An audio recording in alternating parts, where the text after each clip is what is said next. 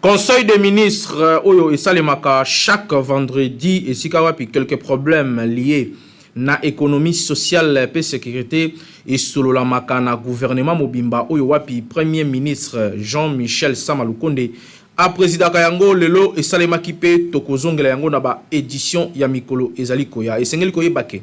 état de siège ezalaki prorogé dans l'Assemblée nationale pe Sénat li sous adoption ya loi ya seni côté ya levé ya ba immunité ya deux sénateurs na kati na bango le sénateur Matata Ponyo pona ba poursuite judiciaire lelo pe Sénat a siègeaki pona yango ba détail ya ba sujet oyo nyonso nde to développer na édition ya mokolo ya lelo vendredi 4 juin 2021, KNB News, première chaîne de formation en continu à Lingala, où wapi tous allez pour informer bino de manière très professionnelle, bah information sur Nyonso où ils allaient coller kanambo kanabiso surtout na Lingala.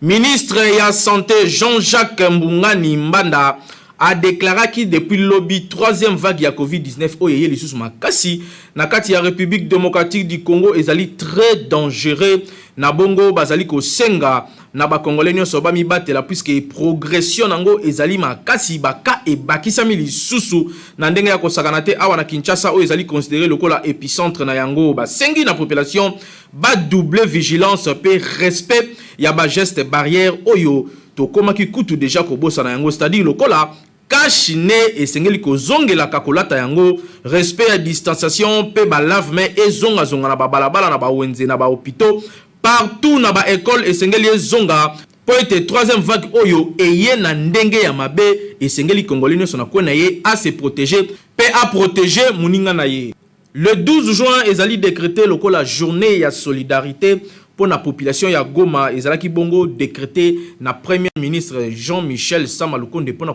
population nyonso ya Goma o bazali ko vivre ba moment moko très difficile bolanda awa Naomi Pila azali ko pesa biso ba détail. Sur initiative ya premier ministre Sama Lukonde, date ya samedi 12 juin de 6h à minuit ezali décrété journée à solidarité pour Goma. Oyo ba dénommé tous pour Goma, Goma pour tous. Selon ba source o ba livré information na presse, ba collecte nyonso ezo salema et cause à la versée na Banque centrale du Congo BCC na compte intitulé SOS Nord Kivu. Délai moko ekozala accordé na batu nyonso o bazwaki initiative ya ko collecter ba fonds na profit ya population sinistrée à Goma. Bango nyonso bako verser ba don na bango na compte oyo efongwami pour na ko éviter ba soupçon ya détournement. To noter que Wuta éruption volcanique ya Nyiragongo le 22 mai dernier, ba organisation humanitaire internationale mingi bazo dénoncer plusieurs cas ya famine pe souffrance na kati ya ba population oyo bakimaki volcan Nyiragongo basali ba déplacer à quelques zones ya Bukavu pe ba misu bakatisaki na ngambu ya Rwanda. Na yango importance ya journée ya solidarité oyo ekomema aide na population oyo bazali na souffrance suite ya catastrophe naturelle oyo moto nyonso esengeli tia maboko pona kosunga population ya Goma oyo ezali na kati ya souffrance. Ba activité ya ndenge na ndenge ezali déjà organisée pona lisungi ndakisa activité oyo esalemaki liboso ya palais du peuple ya kopelisa babuji pona kosunga population ya Goma wapi première dame Denise Nyakero aswaki pepa ezali kokoba mokolo ya lelo pona kosunga kaka population ya Goma yeba que lisungi na yo don na yo prière na yo e kosunga population o ezali na kati ya détresse. Tous pour Goma, Goma pour tous, biso nyonso pona kosunga Goma o ezali na détresse. Kinshasa eleki partout.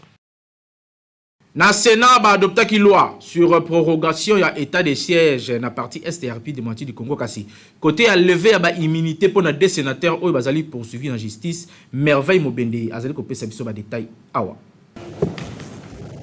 Sénateur mibale baza cité l'inspection générale ya finance IGF na Mukuse pour na débattre na projet Bukangalonzo. Ministre honoraire Matata Ponyo yende aza considéré comme auteur intellectuel ya échec ya Bukangalonzo. Na séance plénière ya vendredi à lelo, débat traita ki motuna oyo na huis clos. Modeste Bahati Lukwebo a décidé qu'il va mettre en place commission moko oyo ko statuer bakayango. Kasi d'après sénateur moko alobaki que ba membre ya commission bakozala désigné na bureau na ba groupe politique pe provinciaux. Ba sénateur o bako former commission spéciale bako yoka ba collègue na bango mibale pe na sima bako mema rapport na plénière dans 48 heures. Après étape o nde plénière o aza souveraine akoleka na vote pour na demande d'autorisation ya ba poursuite judiciaire o eza contre sénateur Matata Ponyo pe Ida Kamonji. Le temps va mettre en place commission spéciale pour permettre bango basa musala et ça probable na Sénat à lever option na réquisitoire et à procureur général près à cour constitutionnelle jeudi au vendredi à semaine prochaine. Nayango source a rassuré que ba membre de la commission spéciale bakozala vraisemblablement désigné na souka ya séance plénière ya vendredi. To rappeler que na réquisition contre ancien premier ministre Matata Ponyo pe sénatrice Ida Kamonji, procureur général près à cour constitutionnelle, a résumé qui va fait reprocher na ba sénateur Omi Balé na débâcle ya projet Bukangalonzo. Pour na Matata Ponyo par exemple, oyo azalaki premier ministre na époque wana, procureur général a évoqué du sous-choix ya partenaire sud-africain Africom commodité na 3e année existence na ye. Kinshasa et qui partout. Côté ba FRDC, bauti ko annoncer que bauti ko neutraliser 5 rebelles Mai na Fizi po ete état de chaise ezali ko sala musala avec un partenaire idéologie. Voilà un reportage. 5 rebelles Mai bazalaki neutralisé, 2 misusu bazalaki capturé na maboko na bango bazalaki na ba arme ya marque AK-47 mokolo ya lobi jeudi 3 juin 2021 na armée ezalaki au cours ya patrouille moko ezalaki organisé na ba village ya Lundu pe Alongwa na secteur Mukera na territoire ya Fizi na Sud Kivu. Capitaine Dieudonné Kasereka porte-parole ya secteur opérationnel Sokola 2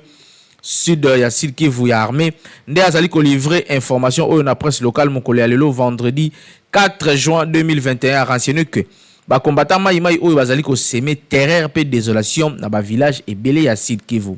Na bongo armée azali ko affirmer pe lisusu ke autai ko kanga kaka mokolo ya lobi jeudi colonel autoproclamé Akosekembwe Philippe ya groupe armé Mai oyo azali na kombo na ye ya solo Kalenga André. Ba détenteur d'armes oyo bakangami bazali accusé ya plusieurs exactions ya ba civil na partie est ya République démocratique du Congo. Ba Mai oyo bazali ko semer terreur pe désolation na population entre Mukera pe Katanga mais lisusu na groupement ya ba Simukinje. Entre-temps, monsieur Akosekembwe Philippe azali colonel autoproclamé ya même groupe oyo armé Mai azali commandant axe azalaki yepe ya kokangama ndenge capitaine Dieudonné Kasereka alobaki. Capitaine Dieudonné Kasereka abakisi boyeke 2 personnes lisusu oyo bazali ba commandant ya ba Mai wana kaka bango pe bakangamaki na ba forces armées ya République démocratique du Congo na Masisi entre le 25 et le 27 mai eleki. Pe bazali ko rappeler que ba opération militaire oyo ya ko traquer ba groupe armé ezali ko continuer na plusieurs coins ya Sud Kivu, notamment na ba haut plateau ya Uvira, Minembwe, pe Fizi pona ko mettre terme na ba activisme nyonso ya ba mouvement autodéfense oyo ezali ko semer terreur na partie est ya République démocratique du Congo. Na yango bazali ko lancer toujours appel na population ete ba continuer ko soutenir ba grande opération oyo ezali ko permettre comme ma kimia ya solo na partie est ya République démocratique du Congo. Pe bazali ko yebisa na ba groupe armé nyonso oyo nanu ba yoki mbela oyo te ba déposer ba arme pe ba tonga mboka ensemble. Sinon te bakokutana na ba FRDC na nzela na bango pe bakosubir rigueur ya loi. Kinshasa et l'équipe partout. Lobby na Assemblée nationale ba adoptaki loi autorisant prorogation ya état de siège pour na insécurité ou ezali ko régner na partie est ya République démocratique du Congo. Bolanda reportage oyo. Ba députés nationaux au cours ya plénière oyo salimaki mokolo ya lobby jeudi 3 juin 2021 ba voté à l'unanimité pour un projet ya loi autorisant prorogation ya état de siège na ba province ya Nord Kivu pe Ituri. Sur 336 députés oyo ba participa ki na vote oyo 334 ne ba vota ki pour pe moko azalaki contre pe moko lisusu a s'abstenaki. Ezali bongo ministre ya justice Rose Mutombo a salaki exposé ya projet oyo avant vote na yango na Assemblée nationale. Ministre alobaki boye boko kanisa ki na date ya le 3 mai en raison de la situation sécuritaire oyo ezali très préoccupante na ba province ya Ituri na Nord Kivu conformément na ba disposition pertinente ya article 85 ya constitution. Monsieur le président de la République, chef de l'État, azwaki deux ordonnances ya liboso ezali numéro 21/015 portant proclamation de l'état de siège na deux provinces oyo précité. Pe ya mibale ezali numéro 21/016 oyo ezali ko tchaba mesure d'application ya ordonnance oyo ezalaki évoqué ndenge alobaki. Pe aeko continuer, il faut que militariser secteur oyo pour que population a sentir que ezali réellement état de siège. Et c'est ngeli ko rappeler que état de siège oyo ezalaki proclamé na ba province ya Ituri pe Nord Kivu pona ko mettre fin na insécurité oyo ezali causé na ba groupe armé na partie est ya République démocratique du Congo pe ezali ko continuer pona ko luka ko kimia ya solo na partie wana po ba congolais batika kolela tango nyonso. Kinshasa eleki partout.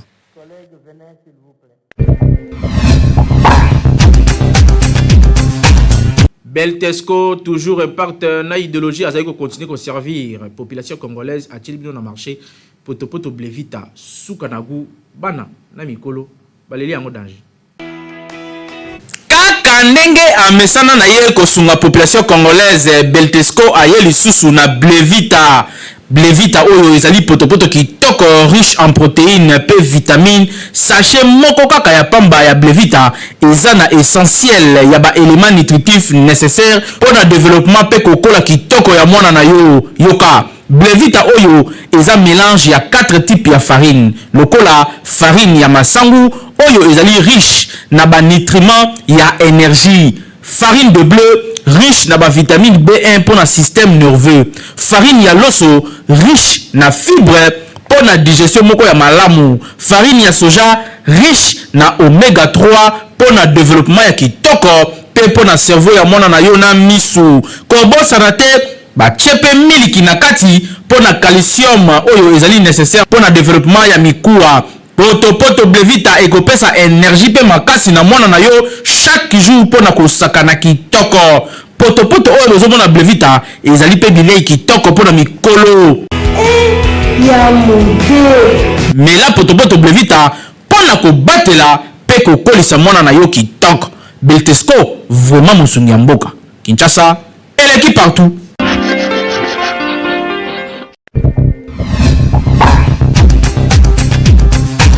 Journée internationale des enfants victimes ya ba agression ezalaka célébrer mokolo ya lelo. Naomi Pila apesi sur ba détail. Lisanga ya Nations Unies bapona date ya le 4 juin pour célébrer Journée internationale des enfants victimes d'agression. Lelo oyo partout à travers la planète bana nyonso te bakola kandenge moko okomona basusu bazali victime ya ba agression ya lolenge nyonso. Date oyo ezala initié uta 1992 pe ezo rappeler ba violence oyo ba milliers d'enfants bazo subir à travers le monde. Mwana azali être fragile o ebongi ko batela pe ko infesture katinaye. Kasi na ba région ebele dans le monde bana bazalaka exposé na ba réalité difficile o ezali komema bango basala ba misusu ba pratiquer mendicité avec tout le risque possible d'être exploité na ba adulte. Ba misusu bazalaka forcé à kokota na armée, ba misusu pe bakenda ko sala mosala pour ko rappeler awake mwana esengeli te asala mosala. Kosala mosala ezali pour la mwana te esika ya mwana ezali na kelasi. Kasi to ba ko ezali pauvreté, guerre pe ba conflit ya lonenge nyonso na famille pe na mboka nde ezali à la base ya ba agression d'enfants. ba agression d'enfants ezali moko ya ba cause ya ba problème psychologique oyo ekoki ko désorienter mwana pe ko bebisa vie na ye libela. Na cadre ya célébration ya journée ya lelo ezali important ko kanisa bana nyonso oyo bazali ko souffrir ko lutter pour na bana ya mokili mobimba ba vivre sans ko banga diverses agressions. Mbela epesami awa na ba organisation de droits de l'homme na ba gouvernement pe mingi awa na mboka na biso na ministère ya genre famille et enfants. Bango esengeli babunda pona ko batela bana na ba agression nyonso oyo bakoki ko faire face na yango. Esengeli ka ko beta tour na boulevard potala situation nini bana bazali ko vivre na yango awa na démocratique de Congo. Yango ezali pe devoir ya parents nyonso abatela mona na ye. Toyeba que droit des enfants ezali sacré esengeli mutu nyonso a respecter yango po mwana nde azali avenir soki mwana azali éduqué te azali orienté te yango ezali danger pe bomba retardement po na mboka esengeli kokanisa na lolenge nini bana na biso bazali kotambola pe bazali kobika kobatela bango contre ba agression ko surveiller mwana nini atalaka ko surveiller ba fréquentation ya mwana pe ko surveiller kelasi na ye et ko permettre ye à se concentrer pe evitaka kolakisaka ye biloko to ba souffrance po ezali par na yete yo sala mosala na yo kolisa ye lolenge esengeli pour que lobby azala na valeur na kati ya société. Kinshasa eleki partout.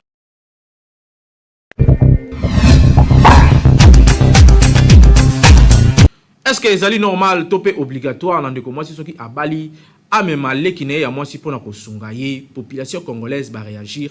na micro ya Hervé Zaka pe Peggy Ilunga na commentaire ya Naomi Pila. Afrique ezali moko ya ba continent caractérisé na solidarité, hospitalité pe amour du prochain. Na culture africaine, ba famille ezalaka sacrée. Na bandako mingi okokuta une grande famille bazalaka ensemble na esengo nyonso pe ba partageaka beaucoup en commun. Na cadre et ambiance familiale okokuta que soki ya bali ba pesaka ye leki ya mwasi po asungaka ye na misala habitude yango ezo dépendre d'une famille à une autre pe na tango na biso makambo wana esalemaka kasi ezo dépendre na ba famille yango motuna etunami est-ce que ezali obligation ya kopesa leki ya mwasi na yaya oyo akei libala po asunga ye eza mindondo po oye leki na ye akoya wana akoya susu na mindondo mosusu omona ke akomi na mokumba na mobali mosusu na mobali mosusu wana boti akoma kobanga susu ndeko na ye te oyo ya ndako oyo amemaki ye ekozala te po ntango yo moko yaya ofandi yo moko problème eza te te okende kobengaka leki aza usu non ya normal te soki aza leki mobo ya koli abi mambo avi ya mabe po toaba mibali totalaka vraiment po ezoya to soki aza kitoko mpe nakoki kolula bo yani azangi libala omona ya normal te vraiment ozwa leki no ya mwasi oyani na kati ya ndako na ya libala ya bien te conseil na ngai eza boyeke soki oza na leki ya mwasi oyo akoli ayebi déjà vie okoki kobenda ye te pembe na mobali na eza obligatoirement te peut-être okoko ya na libala mais omona peut-être misala eleki elo ebele bite naza na besoin nabenga ata leki na ngai obie leki ya mobali selon programme ndenge bino bokotrace eza te ke oyo abengisa leki nini na makasi to comme kosala lokola exigence moko boye wana omona lokola aza na programme moko bo en dehors ya makanisi oyo tokozala yango kwa par rapport à libala important te mponga na bali leki na muta bali te eza important te tomemaka leki ya mosusu otala comportement mobali eza bien nde kokomema leki comportement mobali mosusu okomema leki no okende na ndako boye oza na chambre olali nzoka na se boye na libanda na salon bakomaka mwasi na mobali donc mama moto moni yango mingi na vie yango tolinga soki komema baleki na bandaka mabala te tolinga soki komema baleki na bandaka mabala te mpo bamaka malamu navandanga moko na bala na ngai na vie na ngai na makambo na ngai servir papa au servir neti do ko servir nga mo moi sine fona servir ko lamba na bi ke na teka kanini na zabo na oteka donc no ya na poko bo fona lamba biloko na nga na poko ba na nga ba olela tongo bon donc ezela nga to na poko fona kanga avant pona zonga ba na nga lamba ba fufu tellement la lamba déjà biloko na poko non ça moi be fond wana po osala bo moni ke na osala po leki na nga zo edenga azo edoti na mamususu ko edete ya komo de makambo ko mebele ta ko mo manale na mobile nanga ayoki de guwa na mwa ko kotela nga poison na kufi atike na libala yango to komana biso ko boya malamu na fana bana nga na mobile nanga ponde to bala ka biso moko to bala ateke fona me mana ba charge leki na ko koyo talinga 2 jours 3 jours zongi mais ozada ma mobi même so leki nga na njoto nga na tona ndako na ngai mobile pe mibala lelo bazabe to lali boyeli pute tombwa miyo tanga omona ko supporter te omona ke te o ka funga na zwa kaka omoni mobala asumuka baba mitunisa manango te po libala tango zo bala yo moko ke yo moko obaleki baka pona ko edeme ejango peso yo moko lingi biso to komo boya ba eti po to kutana mambo ebele ba ba linga kala baleki na bango bayaka na bandaka mabala ba regete po to kutana ba mambo ebele oke libala yo moko fo supporter to kutango fo sibiba conséquence nyonso obi ke tekaka obi ko kanga po ke kolamba bana balia kolanda ko teka te po o to yolanda ko teka mukomsuleki na ozo mobali ayo tikala telo pozo kufibala batikali. En réalité, kopesa leki na yaya oyo akei libala epekisami te. Kasi tokanisi que debi ya mariage esengaka que le deux conjoints ba affronter yango bango moko po bamesana pe bayebana malamu batia ligne de conduite nini ndako na bango ekoki kotambola nango. Ensuite bandeko bakoki koya selon ba moment ndenge epesameli ko rejoindre couple kasi en condition que ba respecter ba règle pe discipline établie na ndako wana. Pour chaque ndako ezalaka na mibeko na yango na kati ya Afrique okokuta ke par exemple ndako ya yaya baleki na ye ebele bavandaka wana kasi mingi barespectaka basi ya yaya te to okokuta leki ya mwasi avandi na ndako ya yaya kasi azali korespecte mobali ya yaya te wana ezali ata kitoko te po discipline nde esengeli erenye na kati ya ndako soki oyepa ya bato luka otambola na ndenge mibeko ezalaka na kati ya ndako wana donc respect pe discipline nde esalaka ke bato bavanda ensemble pe ba évoluer. Tobo sanate que vivre ensemble peu en société ezali moko ya ba valeur africaine oyo tokoki ko perdre te ebele ba kola epa ba noko ba tata mwasi bandeko ba misusu pe ba kola epa ba yaya kasi nyonso so dépendre kaka ndenge azali discipliné pe ndenge azali ko vandela ekoki ko sunga ye pe na avenir kasi to note awa ke ezali mobeko te yaya soki akei libala amema leki mais ekoki kozala pona lisungi oke yaya sunga leki na ye to peleki asunga yaya na ye na cadre ya solidarité familiale. Kinshasa eleki partout. Première chaîne d'information en continu na lingala KNB News musala kitoko tozali ko continuer ko servir bino to kolemba bino tepo bisona bino ezali libala bosembo. Merci na rédaction ya Bawarior awa na moni boye na caméra oyo Peggy Ilunga pe mupanzi oyo double poumon Hervé Zakape boyebi exercice oyo mutasala kayango na régie kombo na ye Papa Timothée Kayembe azali ko sala musala kitoko rédaction ekumbamaki na Naomi Mpila pe azalaki secondé na merveille mobende rédaction ba warrior ezali ko sala musala kitoko makasi tokolemba bino te pona ko informer bino chaque jour kasi d'une manière très professionnelle boyebi ke coordination ezalaka toujours ya grand lion ya communication Jimmy Mukendi Chimanga tukutena mikolo ezali koya en attendant kaka ndenge tolobaka Kinshasa et l'équipe partout. Oui.